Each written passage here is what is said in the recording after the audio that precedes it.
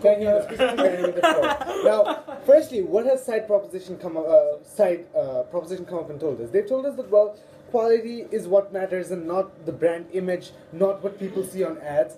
And well, when we have ads, they just sway the people towards a certain brand. Well, we come up and tell you that that is not so.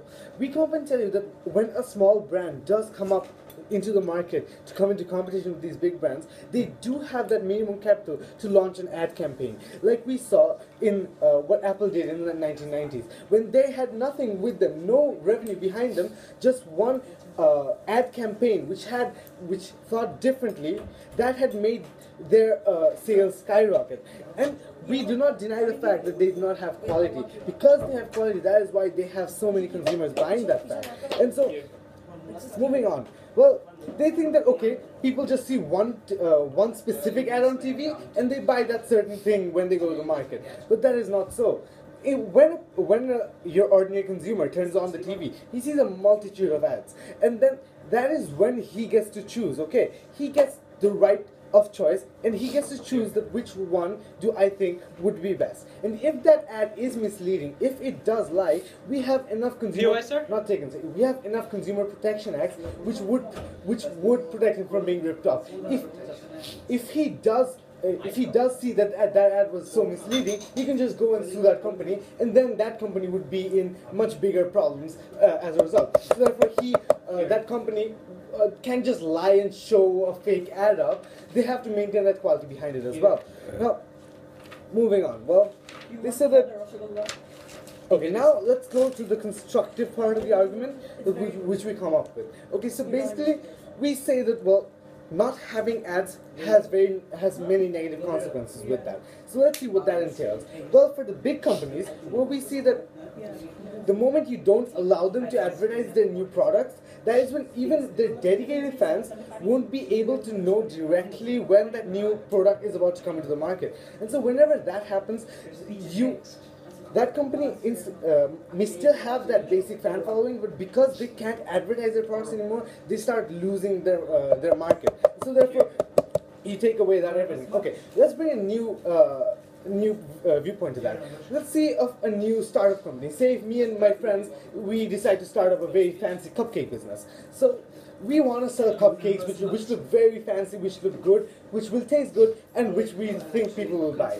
Now, the moment we can't advertise it, and by advertising we don't just mean that, well, showing it on TV or say showing it on make a big ad or on TV. It can also mean, say, in social media when we advertise the thing. So unless we advertise it, people won't know about it. And so I'll just stay in the dark. No matter how much good cupcakes I make, until and unless people know about it, not just one or two, I want more people, I want millions of people to see it. That is when a new company like mine would be able to get the market, would be able to sell, and would be able to make a profit. So unless a luxury making new company can't make ads, that company can't flourish. So therefore you have monopolizing of these companies. Now moving on to another whole perspective. Let's see of non-essential goods like art or paintings, etc. So we see that these are very non-essential goods. We don't need them for survival, but they have such strong aficionados. We see art aficionados going to art galleries and seeing so many things. Now, the moment you take away advertising of these new artists, they don't get that publicity. They can't show off their new paintings, because the moment you do that, that is when the whole art industries, art museums, they lose their fan following because people can't know about it. So this takes me to another constructive part of my argument, which is the right to information. Consumers have the right to know about anything, about the goods which they are going to buy. And the moment you ban the advertising of luxury goods, regardless, even if they're non-essential, the moment you take away the fact that these companies can't advertise their products, that is when essentially these companies can't actually show off their products anymore. People won't be able to know about them. And so the moment people don't know about it, that is when the whole idea of having a luxury good is gone away from it. So now, side proposition also comes up and tells us that, well, it's bad for society, that, well, not everybody can afford luxury goods, so therefore it creates depravity in economy.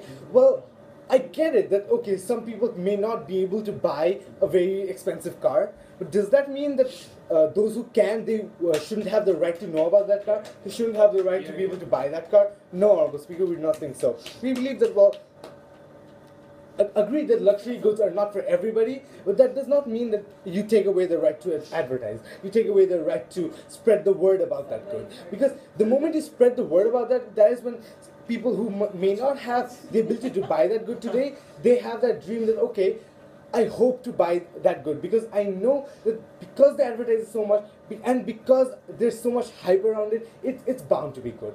So the moment these luxury companies, they have that advertising, they have the market capabilities, they have the capabilities to sell. The moment you take away that the right to advertise of these companies, that is when you essentially take away the whole marketing concept, basically. And so, moving on, we see that, well, these big companies, they spend millions of, they spend thousands and thousands of dollars behind these ad campaigns. What is that for? That is essentially to make the brand name known, to make the fact that these companies are known to the general populace, so that they do get to know about the company. So the moment you ban this, you're essentially taking away all the creativity in the marketing industry. You're taking away the fact that the innovative ideas which come through ads. We see, again, let's talk about Nike in this perspective. We saw that they didn't essentially show off their products, but what they did was they gave a brand slogan: "Just do it." It had nothing to do with the company, but it was inspirational. And such innovative ad campaigns, these are what luxury companies need so that they can sell their products.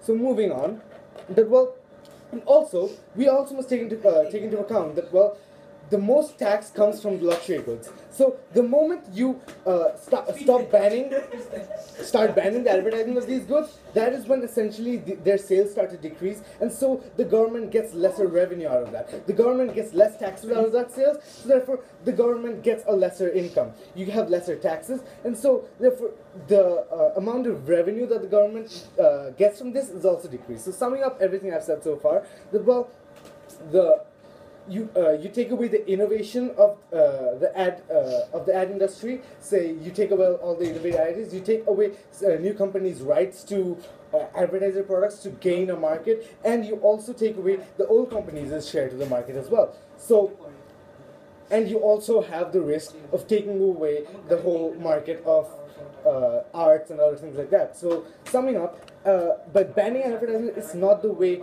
to essentially decrease the depravity of income by selling non-essential goods. So, with that, I'd like to end my speech saying that, well, this motion cannot be passed because it has many detrimental effects to it. Thank you.